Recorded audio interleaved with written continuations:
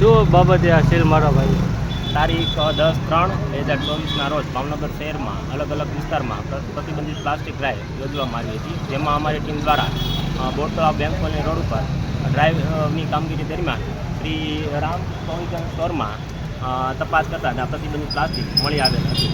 જે દરમિયાન અમે દુકાનધારકને નિયમાનુસારનો દંડ ભરવા માટે કહ્યું હતું, પણ દુકાનધારક દંડ ભરવાની ના પાડતા અમે આધાર કાર્ડ કે અન્ય કોઈ ડોક્યુમેન્ટ રજૂ કરવા માટે જણાવ્યું હતું, પણ દુકાનધારકે કોઈ પણ વસ્તુ આપવા માટે ના પાડી હતી અને અસહકાર આપી ગેરવર્તન અમારી સાથે કર્યું હતું. જે સબબની અમે ઉપરી અધિકારીને જાણ કરી જરૂરી મંજૂરી લઈ આજ રોજ સીલિંગ કરવામાં આવ્યું.